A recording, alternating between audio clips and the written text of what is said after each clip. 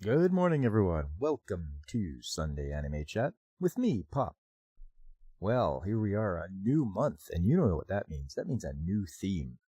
So the theme of this month will be all about going back to the 1960s and checking out some of the shows there. And I know that you guys know about some of them, but there's other ones, maybe some hidden ones that we haven't seen yet. And I'm hoping that we can look into those and explore a little more and see where the um, the history comes from. Because, you don't have the shows nowadays if you didn't have the shows that were in the past. So this is what building the foundation is. So we're going to go back and look at that. But before I do that, I want to say good morning to you, James. Don't worry, I won't throw my back out. I know it's a throwback time, but it's not. We'll be safe. We'll keep our back braced up. And hey, Alex, you're going to lurk in listening while reading manga? I couldn't think of a better way to do it. Alrighty, so let's get to the news of the week, courtesy of the Anime News Network. There we go. We're going back to Monday. And Monday starts off with Rollover and Die novels. Manga get TV anime updated. Okay, that sounds like it could be an action-packed one. Rollover and Die. Don't know anything about it yet, just going by the title, but we'll see. Rejet announces Diabolic Lovers, Dark Fate, and Lunatic Parade. Switchport with Black Wolves, Saga, Weiss und Schwarz. Okay. Hey, what's up, Lucifer? How you doing, man? Hope you had a good day out yesterday. Used to watch Kimba the White Lion for a while. Always some snow in the picture. Oh, yeah, back when we had to tune in with antennas and such. Yeah, I remember those days. To go out and turn it, try to get the best picture you can. But yeah, I can't say that I've ever watched Kimba the White Lion until, this month. You did 33K. Wow. Look at you. Man, that's a long ways to go. But good. Right on. That's important. Keeping healthy. You do all that walking and stuff. That's the best. Well, we'll get back to See You Tomorrow at the Food Court. Anime reveals July debut. This sounds like a nice slice of life one. Hey, how you doing, Gap? Nice to see you. You're going to be listening? That's good. Glad you guys are tuning in. See You at the Food Court sounds like a nice slice of life one just from the title, but we'll have to wait till July to see what it's all about.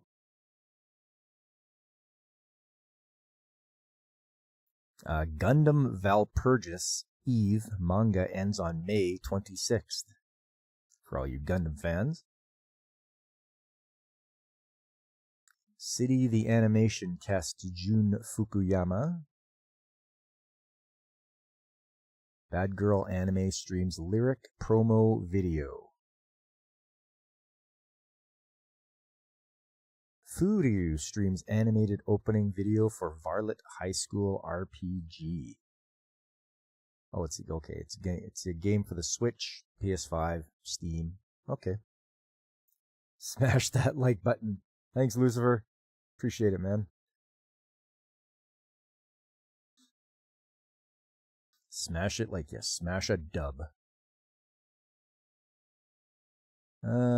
Anime Ego to release Looking for the Full Moon anime with full English dub. Okay. Can't remember if I've ever seen or heard of Looking for the Full Moon. No, not something I've heard of. 'Tis Time for Torture Princess anime second season premieres in January. Well, you gotta wait for January if you guys have been watching 'Tis Time for Torture Princess. The Shiunji Family Children anime reveals English dubcast, April 29th premiere. From Software's Elden Ring game sells 30 million copies. Whew. People really love their Elden Ring. That's crazy. Mamoru Hosada's Scarlet anime film unveils November 21st, opening in Japan, December 12th in the US in teaser. Okay, so it's going to be coming to theaters. Oh, nice.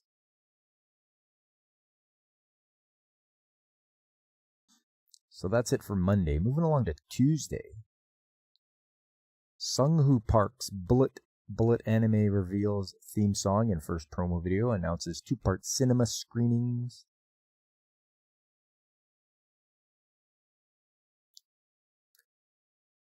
Elden Ring is 10 out of 10. Okay, good to know, Lucifer. I have never touched it myself, but it seems like everyone loves the thing. Yeah, 30 million. Crazy. Graphics in Elden Ring are pretty. Okay.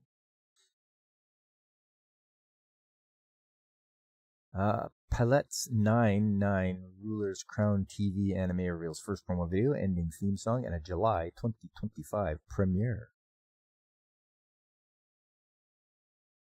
Aoshi soccer anime gets second season by TMS Entertainment in 2026. A lot of soccer anime out there.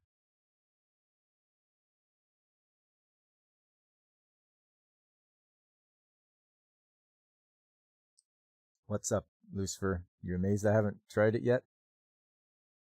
Elden Ring is an anime made into a game. There you go.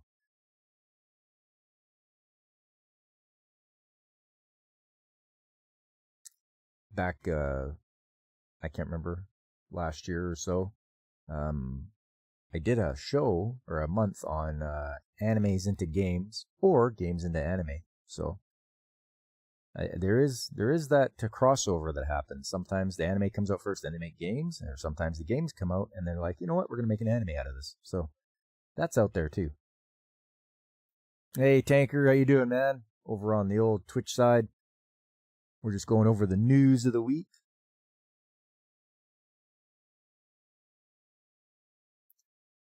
Have I ever played Ashura's Wrath? No, I cannot. I can say I have not played that, but I'm always open to it.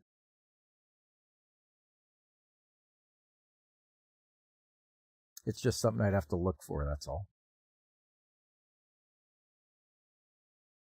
Oh, here's one here. G-Kids to release Grave of the Fireflies anime film on Blu-ray disc on July the 8th. Okay, so this is like one of the absolute classics of anime, Grave of the Fireflies.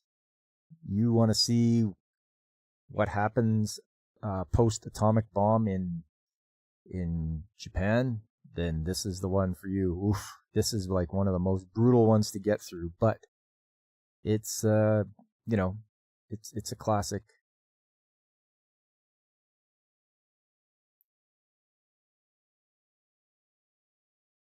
Idolish first beat compilation film to release in 2 parts. That's all for Tuesday. Moving along to Wednesday. 2025 Detective Conan film stays at number 1. Live action Ya Boy Kong Ming debuts at number 2. Wow, live action Ya Boy Kong Ming. Does Brandon know about this? Somebody told Brandon, the anime guy, about that? Because he really liked Ya Boy Kong Ming. And now they've done a live action one. But yeah, Conan stays at number 1. I can say I've never really ever watched any Detective Conan, but it seems really popular.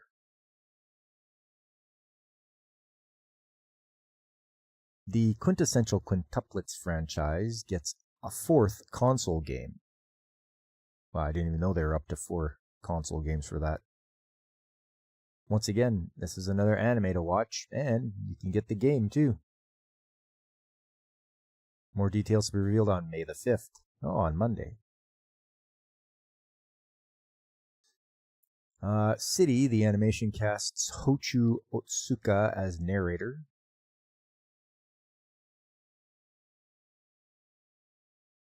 Uma Musume franchise launches subtitled Umayuru Pretty Gray mini anime.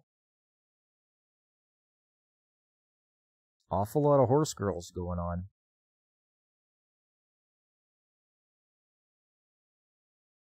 Can I tell you my real name and nothing else? Tanker, like, it's all up to you, man. Like, people like to maintain their anonymity, so it's up to you if you want to do that.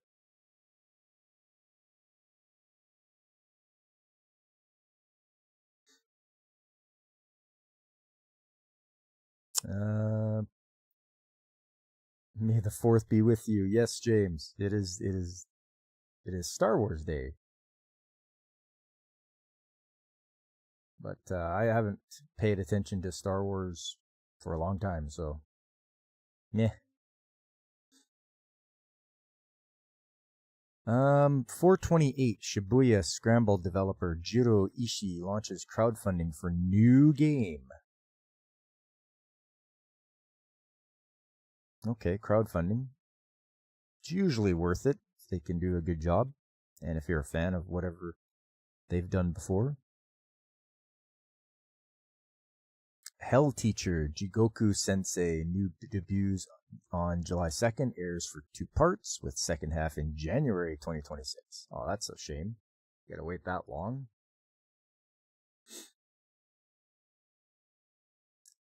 Crunchyroll adds English dub for Skate the Infinity extra part OVA. I don't know if a lot of you guys watch Crunchyroll at all. Do you even bother? I mean, there's High Dive out there. You can watch stuff on Tubi, and that's for free. You've ignored Star Wars because it's not your favorite show. And that's understandable. I can see that. Sword Art Online Fractured Daydream game adds Sachi Filia in 3rd DLC, Mito Alice in 4th DLC. Sonic Rumble game delayed until further notice. Ooh, I wonder if Angry Canadian's going to be upset about that one. Get him even more angry. I know he really likes his Sonic games.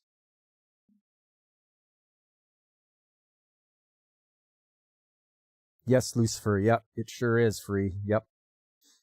I frequent that one quite a bit. But yeah, there's other ways of doing it. Dream Animals, the movie's opening concert scene streamed.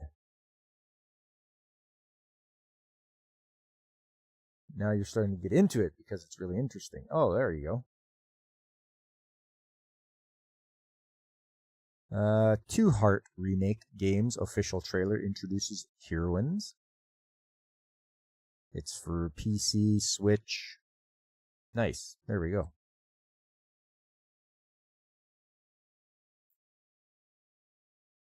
Dragon Quest's Yuji Horii and Blue Lock's Muneyuki Kaneshiro collaborate on a new Switch game. Oh, hey, yes, Lucifer, you got her. Yo ho ho, and a bottle of rum. Yar. But that's interesting. I'm wondering what they're going to do as a collaboration for this game. We have to wait for 2026.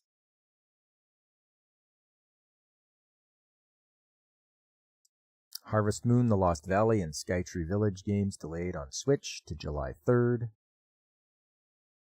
That's all for Wednesday. Next up, Thursday. New Lupin the Third 2D anime feature film gets net prequel on June 20th. Hey, alright. I do like me some Lupin the Third.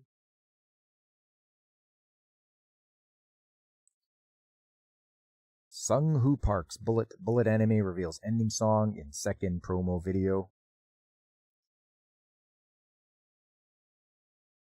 Ugly Mug Epic Fighter Anime's ad announces July 6th premiere. Well, he does have an ugly mug, all right.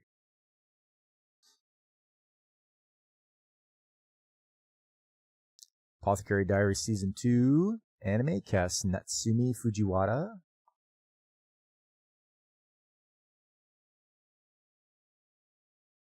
Mado Monogatari Fia and the Wondrous Academy game launches in West on July 29th.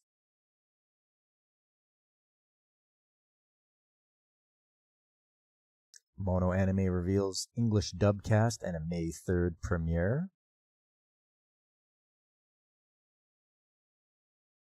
Ao Oni, the Horror of Blueberry Onsen game's PC version launches. Oh, it looks like a horror game for the PC.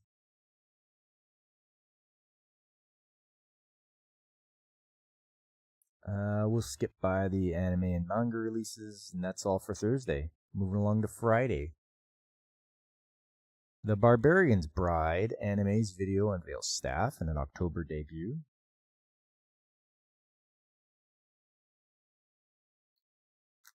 What'd you have for a dream last night, Tanker? Hopefully it wasn't a nightmare. Elden Ring Night Rain Games overview trailer previews Limveld, Nightfarers, Roundtable Hold, and Night Lords.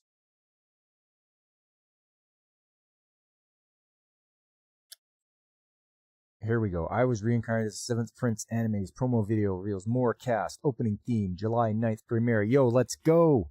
All right. I can't wait for this show. I watched the first season. It was great. And we gotta wait till July for the next one. Man, oh man. Seventh Prince. If you haven't watched it, give it a try.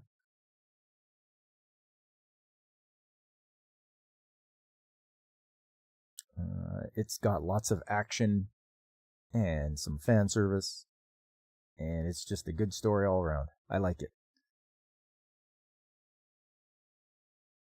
Moving along here. Pluto TV launches High Dive, comedy, Inuyasha, anime movies, kids anime channels. Oh, there's another one, Pluto TV. Except I'm not sure. Is that one free to watch, or do you have to pay for Pluto TV? Here's the Japanese animation TV ranking.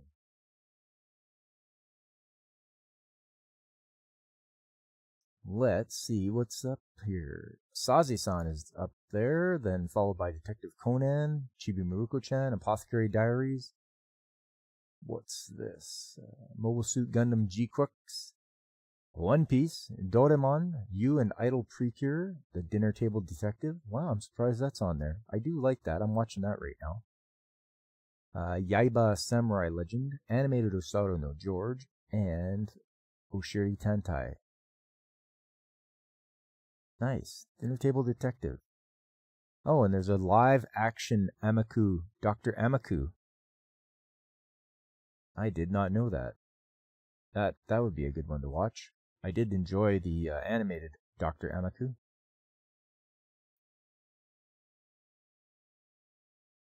You got a dream racing in a race car with two wheels in the back of the race car on both sides of the car.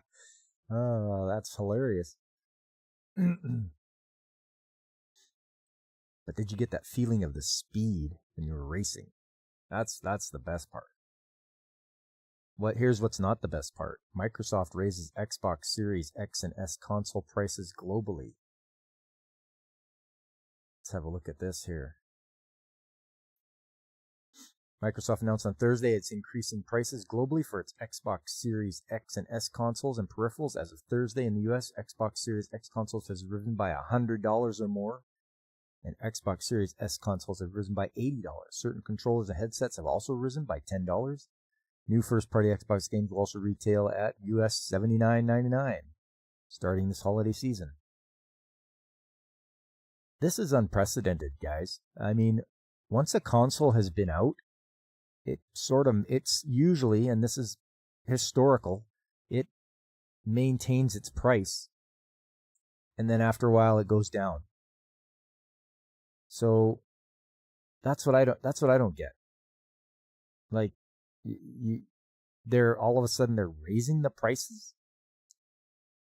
Are they not doing that well on the software? Because that's usually what, once again, historically, the console gets released and they usually take a loss on the console, but they make it up in the software sales. So is Microsoft sucking so bad that they don't have enough software sales to support themselves? They have to raise the price of the console? Just throwing it out there. What do you guys think? The price increases in the US for consoles are as follows. Xbox Series S 512 gigabyte is from $299 to $379. The 1 terabyte is from $349 to $429. And the digital, X digital is $449 to $549. And just the Series X is $499 to $599. And 2 terabyte Galaxy Black is from $599 to $729. Yikes.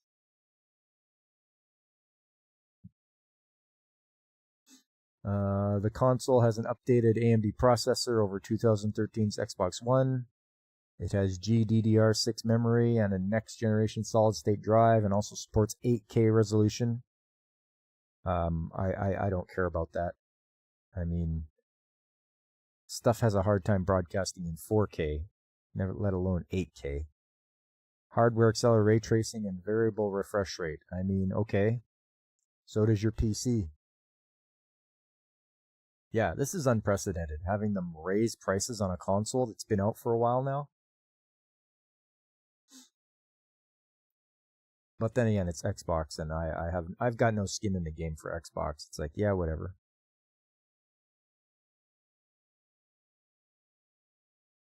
That's Friday. Moving on to Saturday.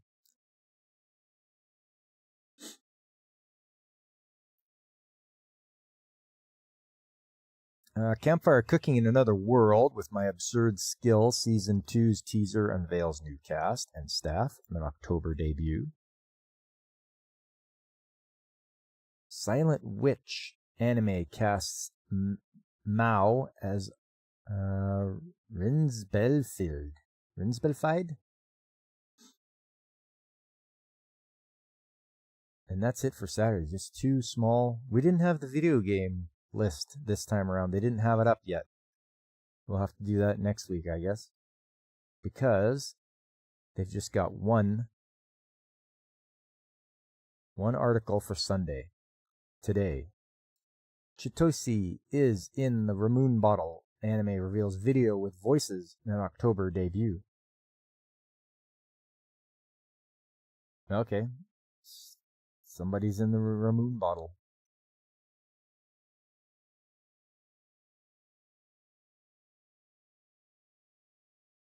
Oh, and this is one we didn't see on there, but Fuji Media Holdings head Osamu Tanemitsu and 3 other executives are going to resign. It's the parent company of Fuji TV. I wonder, scandal? Oh well. That is it. You are all caught up in the news of the week.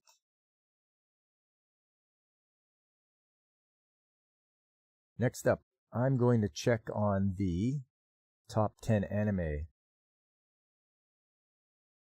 And this comes from a site where people go and watch, and it has the numbers of how many people have watched it.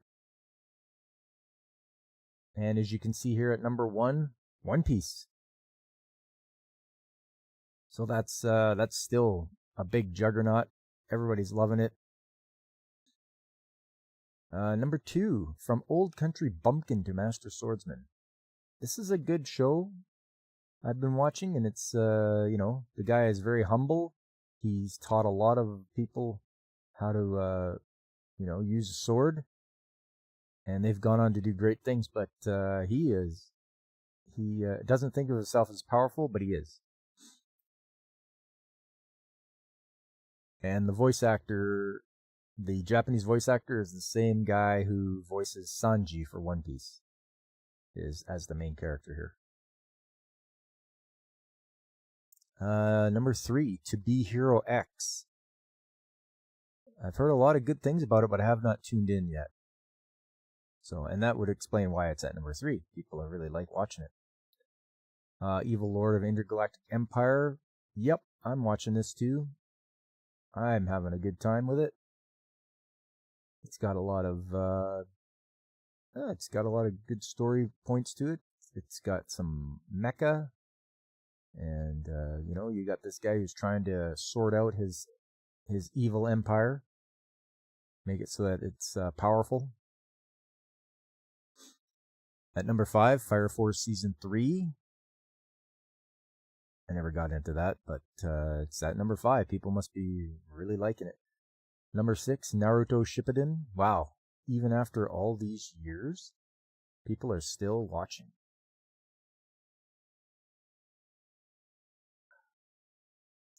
At number 7, Windbreaker Season 2. I did start watching the first bit of Windbreaker Season 1. I think I made 4 episodes or something, but then it's like, yeah, I'm not invested in this. I'm dropping it. At number 8, I left my A-rank party to help my former students reach the dungeon depths. Wow, the story in this thing has really taken off. It's really got some depth to it, and it's nice to see that they aren't just focusing on him leaving his old party. That storyline passed by, and now they're just exploring dungeons and proving themselves to be the high-ranked party that they want to be. At number 9 is the Apothecary Diary Season 2. So that's all right. I haven't gotten into that, but I know that there's a lot of fans out there. As you can see, it's in the top 10. And then at number 10, Solo Leveling Season 2. So everyone, I hear a lot of good stuff about solo leveling. And it seems like it's still carrying on into Season 2. But there you are. There's the top 10 that people are watching.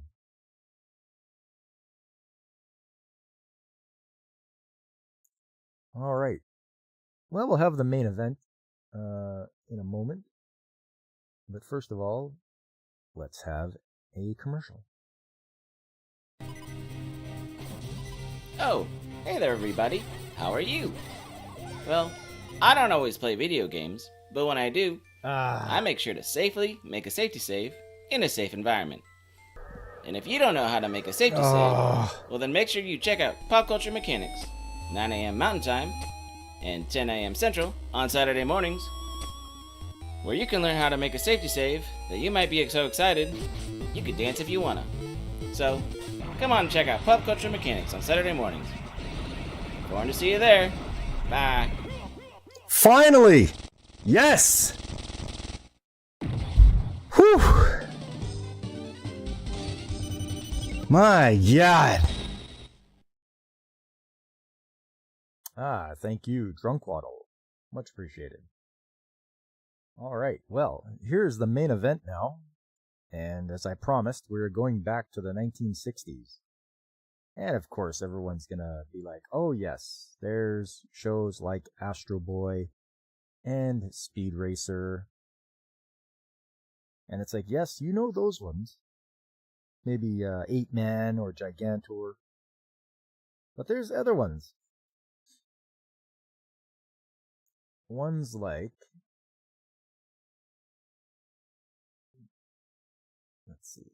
Let's open this up here.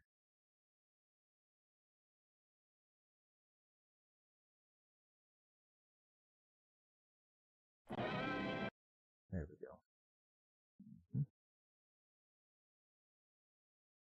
And we'll just capture this. Right. So this one is called Big X. And it's from 1964. And this one is... this throws back a lot into history for Japan. So expect to see some things from World War II in here. So this is the start of it. They got their the opening scene here. There he is, Big X. And it shows him taking down planes and tanks and how strong he is. And created by the god of manga, Osamu Tezuka. Another character he created. The guy is just amazing with the ones that he creates. And of course, the sponsor for this program is Cow Soap.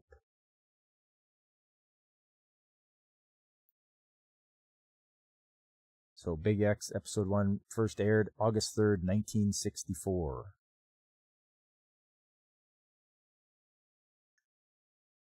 You've got your traffic, heavy traffic.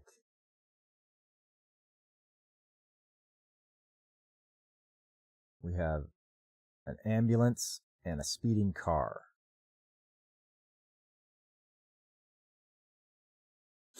So we have the father, the son, and the mother.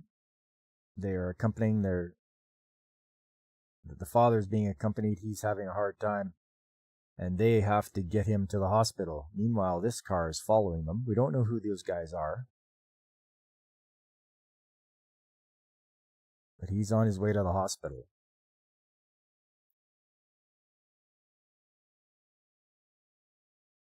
With severe stomach pains.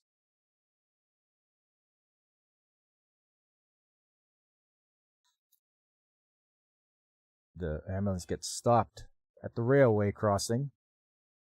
That's not good. And there's the cop that was chasing the car that was speeding after the ambulance.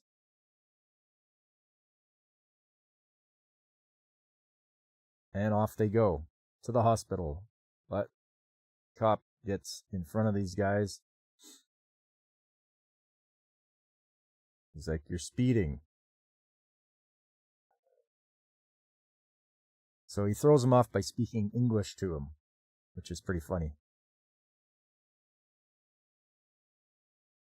He's like, "Okay, yep, bye, see you later." And off they go. So they don't seem to be very good guys. Meanwhile, at the hospital, the dad is getting operated on. You can see by the x-rays that they need to remove whatever that is inside his belly. Oh, there it is. That's what was in there. They found that.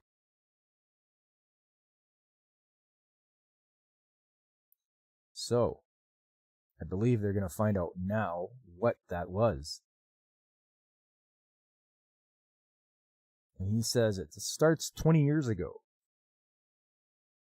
Well, 20 years ago for him is World War II, 1944.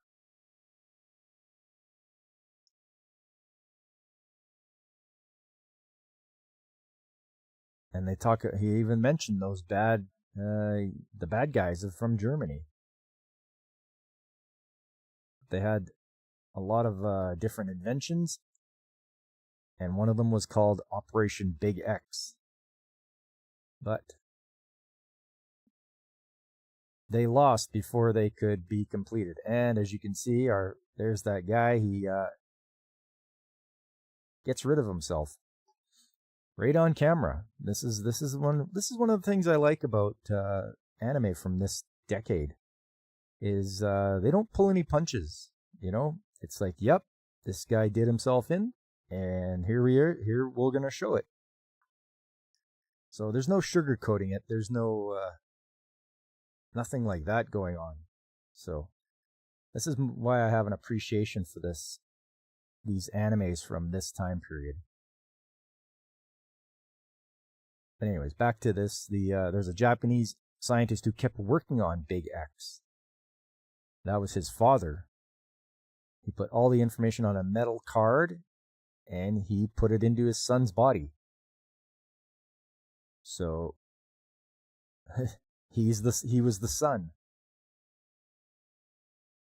So he spent the last 20 years with that metal piece of metal inside of his body that has all the secrets to Big X.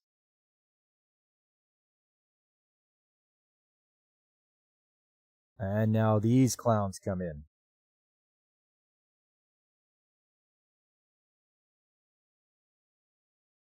They are the Neo bad guys. And they want answers about Big X.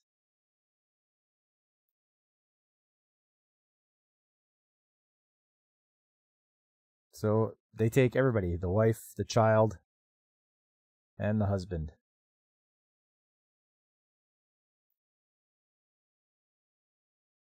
So they are everyone in the media is quite shocked when he tells them who came and grabbed them.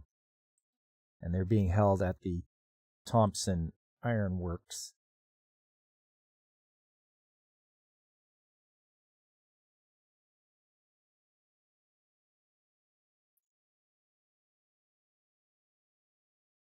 So they're trying to get it from them. Oh, but as usual, the young kid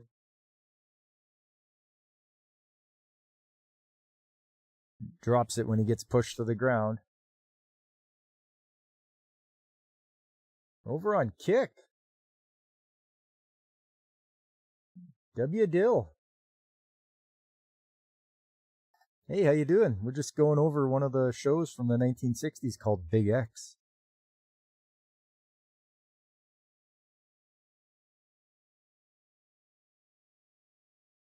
And there it is. They found it.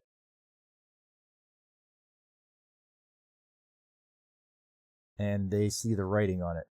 This is how you create the Big X. So, they're going to get to it.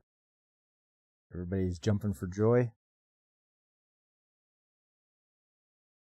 They've been searching for it, and they found it. There you go. They make, I guess it's a ray. So they got this guy to try it, and it's like, okay, well, let's try it out on this rat.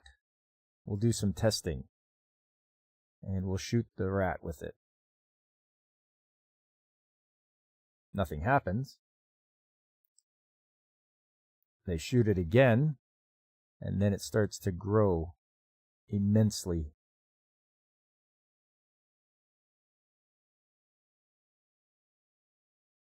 And it's going to run on a rampage. You've got giant rat now. So they figure, well, we can't shoot it, so we'll just burn it. So they start a fire.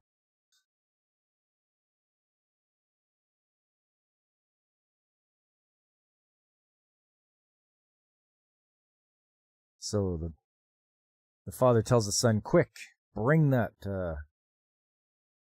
thing over here. Bring the big X-ray, the big X device. And the son activates it, and he becomes the hero, Big X. It literally makes him grow. And he gets a uniform as well, with a winged helmet. And there's a lot of devastation from this, kaiju rat now. And it's wrecking the city, and oh, there he is. He's going to punch and swing that rat around and throw it away. But then he's got to put out the fire. So he grabs a truck, keeps using it as a bucket to throw water on the fire. These guys are trying to get away, the ones that kidnapped him and his family. He's like, oh, you can build another one. Except he catches them. He's like, give me that metal plate back. But it seems the effects are only temporary. And he shrinks back down to being a little kid. But at least the police arrive in time. Oh, they escape. They escape in a helicopter. Convenient.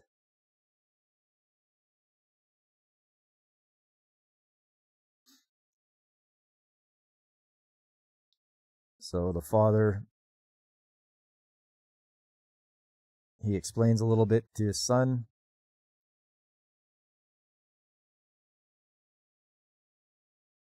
He wants him to complete Big X for world peace. He asks that doctor. But I believe he succumbs to his injuries. And he passes on.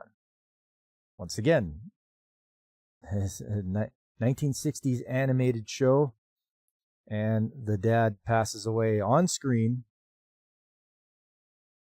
And it's just not something that was, they really sugar-coated other stuff later on. And he's doing his training. There's a device. There's the device. It's now the size of a pen. They've managed to make it smaller. There it is. So now he won't have to lug around that giant device.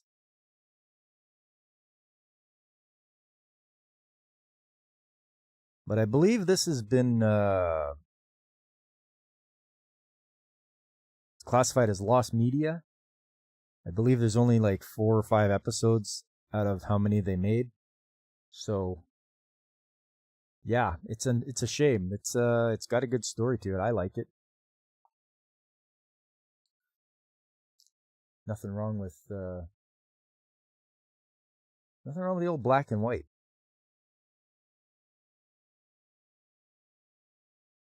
But yeah, that was Big X from 1964. Let's see, next up.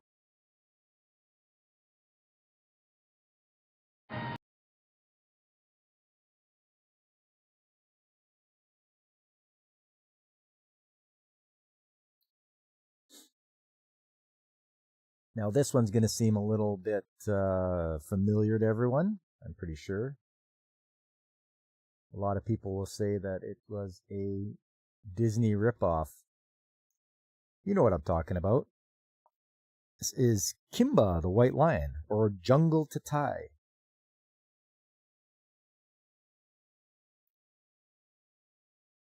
And there he is. And they have the little intro here. Yeah, Kimba the White Lion.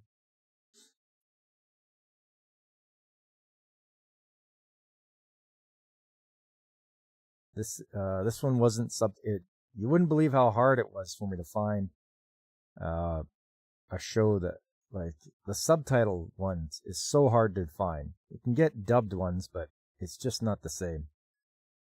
Black and white looks cool. Yeah, Gap. It's got that, it really grabs you. The contrasts. So we talk about Africa and how there's a valley there between the mountains.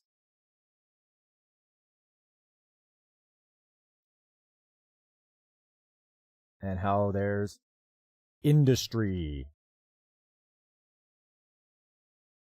And how cities are being built. And there's the United Nations flag.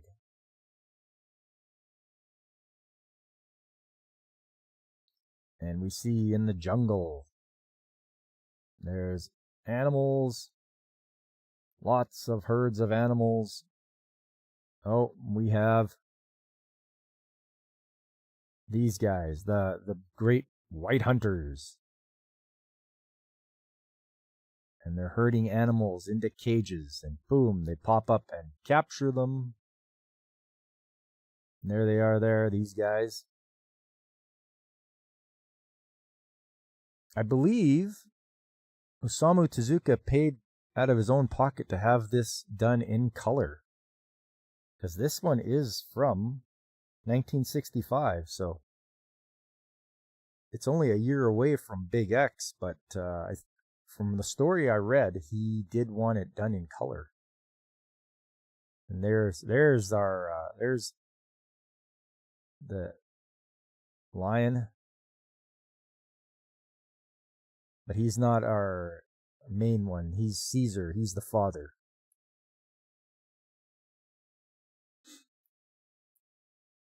And they're trying to catch him, but he's just too fast and too smart for these hunters.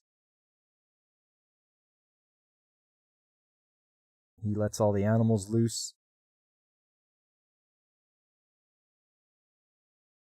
The trucks jump off and into the water. And all the hunters are now in the cage, running back to safety.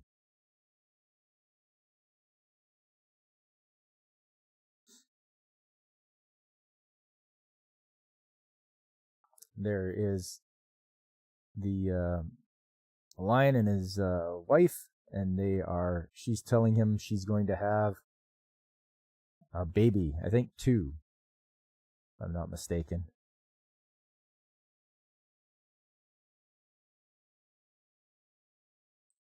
He's off to talk to, gee, look at that.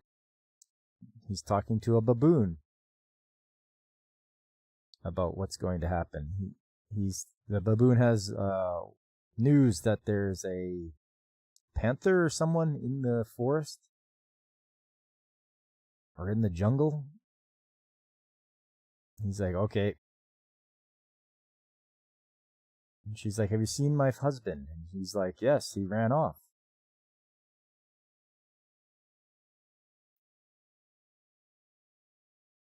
And this guy is wondering, why can't you kill that white lion? He's like, well, he sneaks in here and he lets all the animals out. All the pigs and oxen and all that. He opens up the door and he lets them all out. But this guy's got an idea. And, you hate it when the bad guys are smart, but he's going to record the voice of the lion roar because he has a plan for that.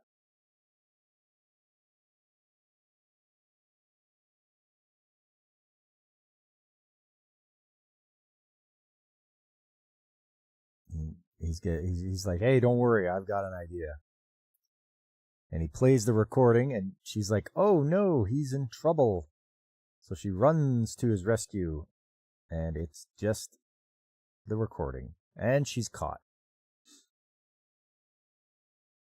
And she's bait. Even though how much she warns him not to come here, she's like, no, Caesar, don't come here. And boom. Shot. And dead. And there you go. She gets loaded onto a ship.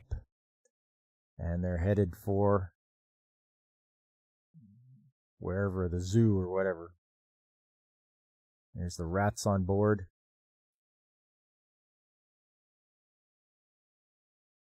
They are running rampant due to the fact that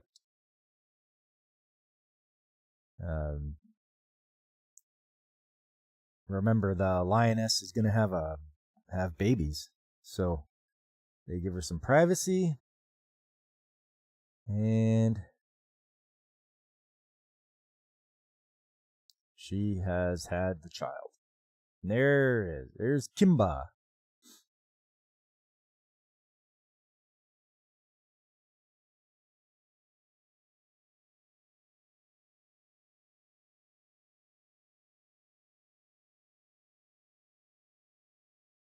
I can't remember what this rat and this seagull are talking. I think the seagull's like, hey, we're in for some rough weather.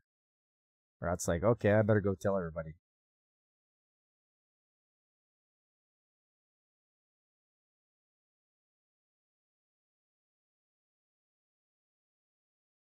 Okay, and there's a storm coming.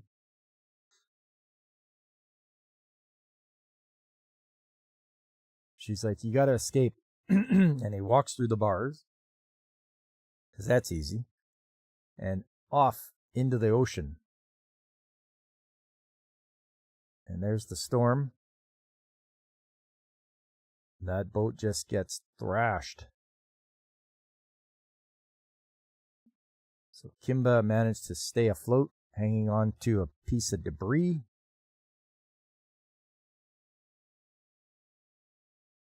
But it looks like the ship got just destroyed.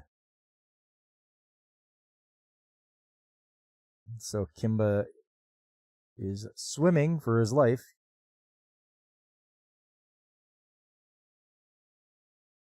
Looks like they're sort of helping him, except for that swordfish.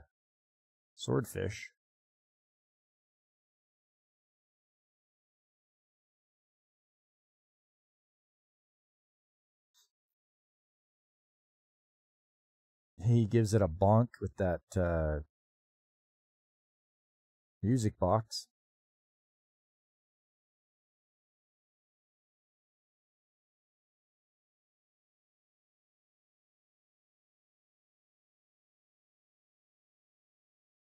I don't know why he's an adult now. I don't know if they did a time skip or what, but sometimes this happens when they bring stuff over and they skip episodes, they edit it, butcher it. Okay. There is his mother in the stars. Does this not scream Disney ripoff? Like, it's got, there is no coincidence. They didn't ever admit to using the lion or Kimba the White Lion. You're like, no, we never heard of that before, which is a lie, I'm sure. He swam all the way to the island.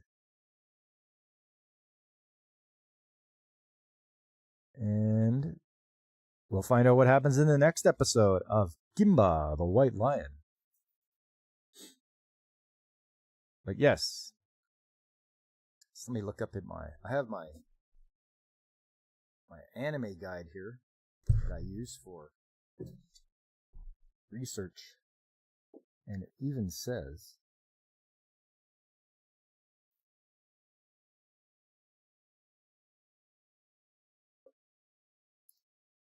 Kimba the White Lion was an Americanization of Jungle Tatai, an animated series based on Japanese manga series by Osamu Tezuka.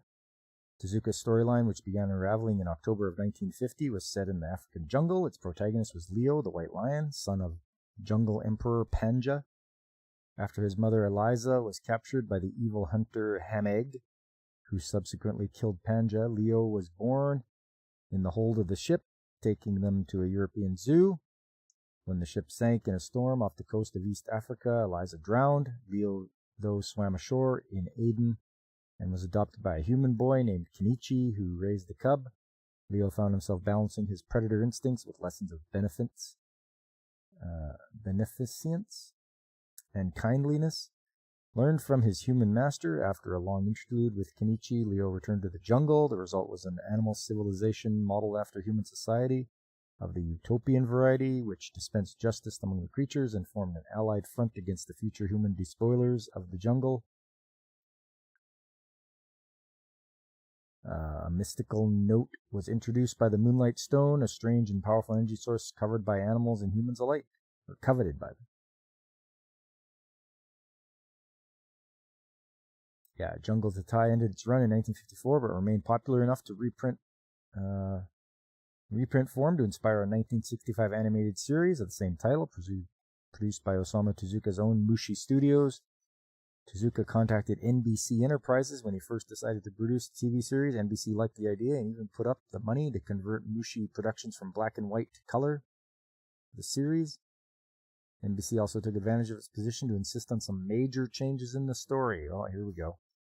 They did not want the long interlude in Aden, so the pilot episode ended up with Kimba swimming away from the sunken ship towards shore. In the next episode, which NBC numbered number 8, opens with him walking ashore just in time to save Bucky Deer from Tab and Tom, Claw's hench hyenas.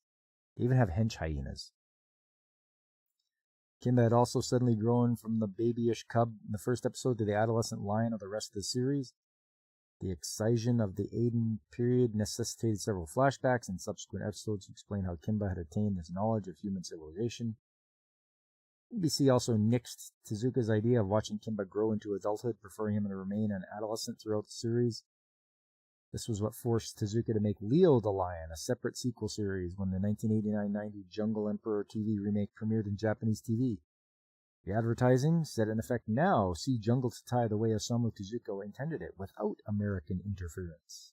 Ooh, harsh. Yes. They wrote that up. Oh, best viewers on Streambook. Get out of here. The best viewers are right here. All right. So, hey, that's the two for the day.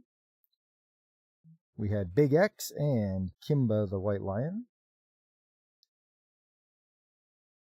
Like I say, it's hard to find Kimba in subtitled form.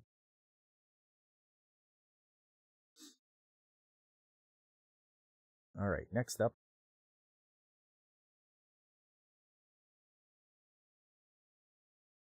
There we go. Next up, what I'm watching this season.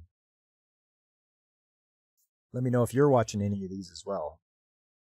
I'm really enjoying Catch Me at the Ballpark. It's like slice of life for people that work at a baseball stadium. And it's nice to see Ruriko, the beer girl. She's just learning how to do things. And it's nice. Different point of view from things that go on in a sports anime. You got to get going. It's time for lunch. Okay, Gap. Thanks for coming out, man. I appreciate it. Hope you have yourself a great day, and we will see you next time.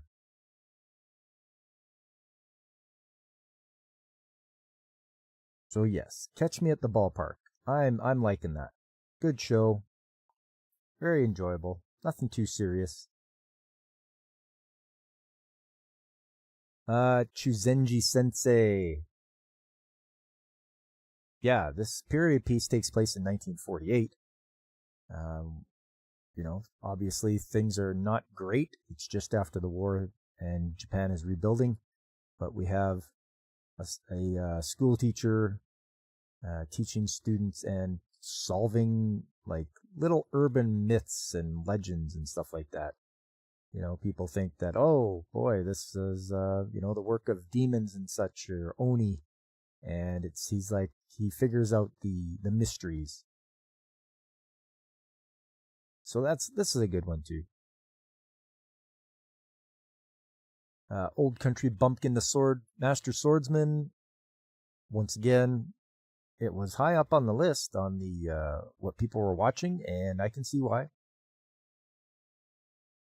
I have a good time with it, and hey, who doesn't want to see people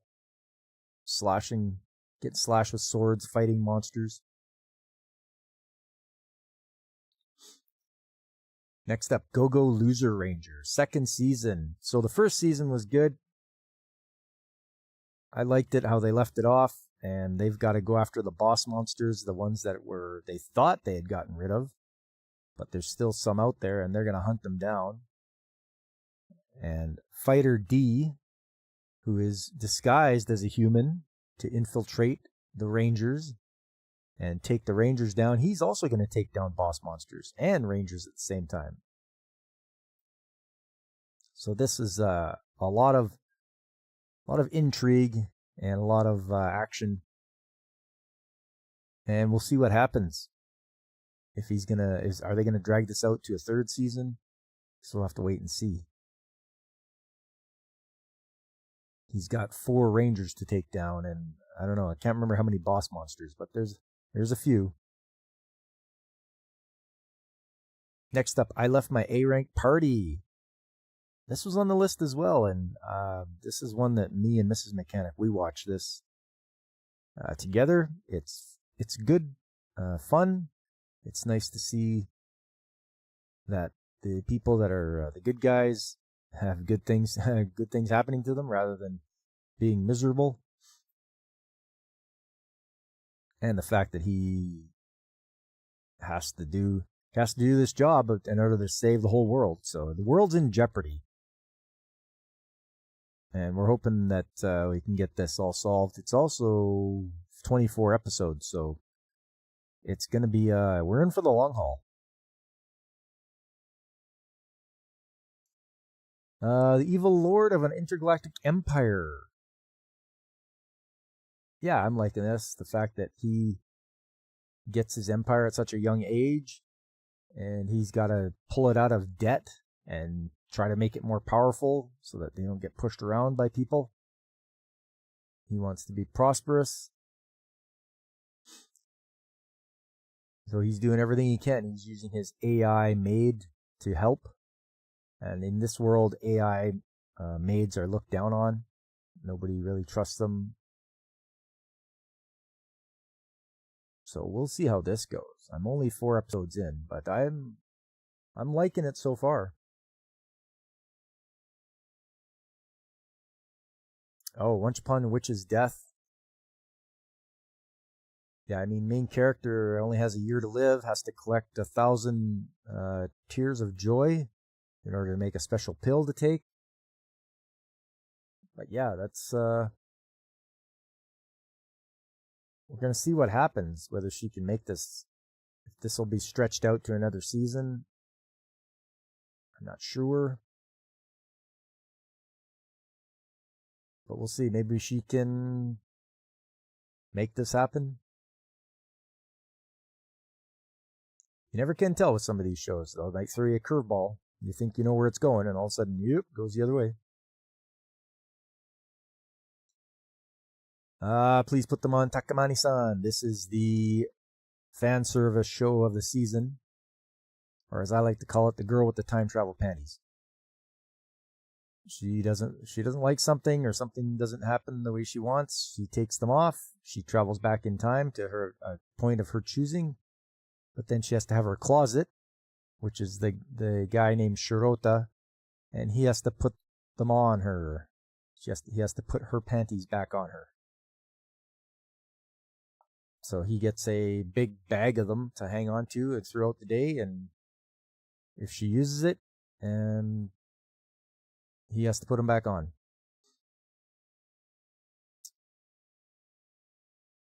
Summer Pockets. I'm a little behind in Summer Pockets, but it's really a chill slice of life show. This guy is on an island he's traveled to, and he's meeting the people that are there and getting to know them. And it's it's just a chill show. I'm also behind in Sword of the Demon Hunter, Kijin Gentosho, but this is the dark drama of the season. Lots of blood and guts and slashing and demon killing. So this guy, yeah, he's lost an arm, but he's got it replaced by a demon. So he's got like a half demon arm now. And he's trying to hunt down his sister who killed his wife. So yeah, lots of drama in this one.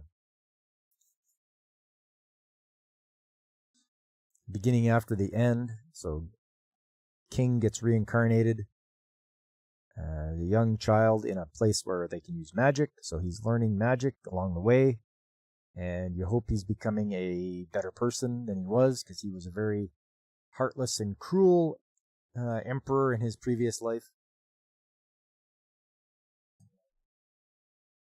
And see him getting more and more powerful along the way. I think I have to catch up on this. I'm probably behind by 1 episode anyway.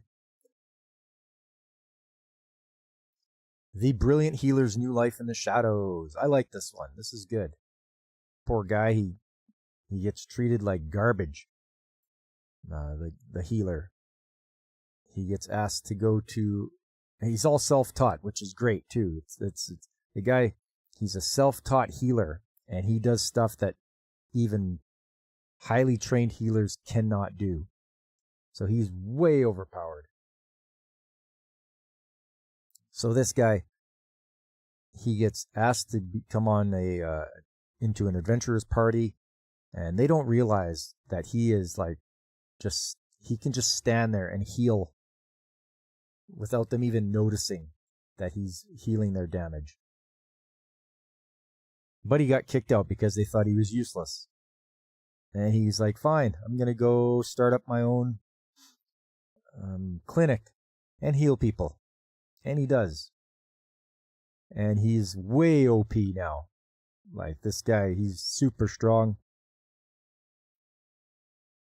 And when his old party comes back to, like, hey, come and join us, he's like, nah, I'm good. Nope, you guys, you kicked me out, and I don't want to be with you guys anymore. So if you do want me to come along, it's going to cost you. And he's just charging like crazy.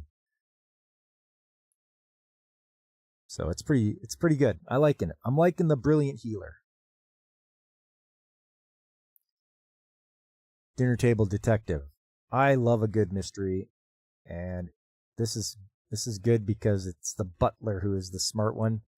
The two detectives can't figure stuff out. The butler helps out. It's her butler, and he gives her hints and stuff, and he usually figures out what's going on that these two detectives can't figure out. So it's pretty good. I enjoy it. The Two Perfect Saint. This one is heart-wrenching. This one, this poor girl who is a saint. She's a powerful saint. She keeps the monsters away, but she gets sold to another country by her fiance, and she goes from being not appreciated to being really appreciated for what she does in her new kingdom. And it's just all new to her because she's not used to being treated nice, which is really sad that she had to go through that. But it's like I say, it's very heart-wrenching. It's nice to see that she's finally getting her due. She's being appreciated for how good she does her job. But stuff's going to start happening now because last episode I watched, they want her back. And I just hope she says, nope, up yours. I'm like it here. But we'll see what happens. Oh, Witch Watch. Okay, this is the comedy of the season. You know, you've got a witch who is learning how to make magic and all that. She has her ogre friend, their childhood friends, and he's supposed to try to protect her and watch over her, with hilarious results as she tries to help with her magic and it doesn't help.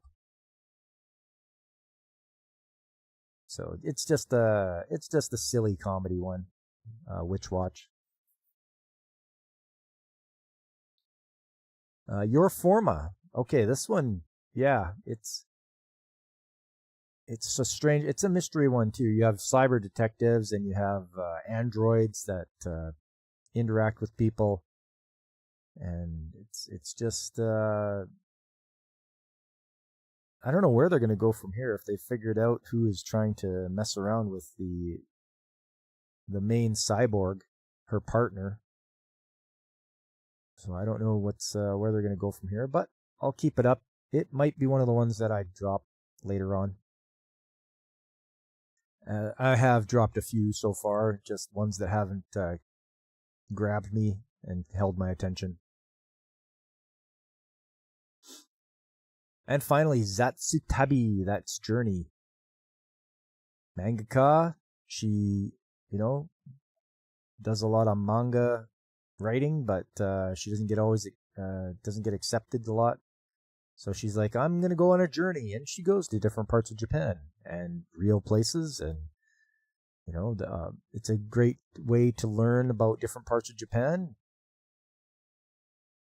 And yeah, she sometimes takes a friend along with her. They go to different places, either to the north or the west or south. She's all over the place, but it's inspired by a true story. I believe there was, a mangaka who did that, traveled around Japan and wrote about it.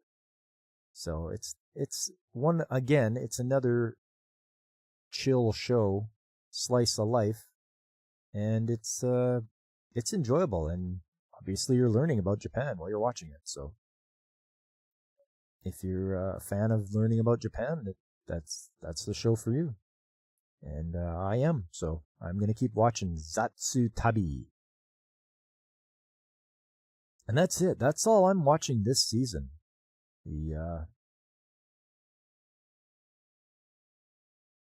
Finally cutting back on some of the shows, so I'm down to about 17. So that's still a lot to keep up with, but it's manageable.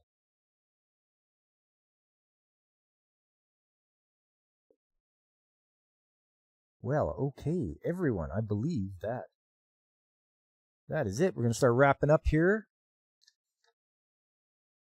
I just want to thank everybody that came out today. If you guys could do me a favor, please hit that like button. Subscribe if you haven't already. Spread the word. Tell all your friends.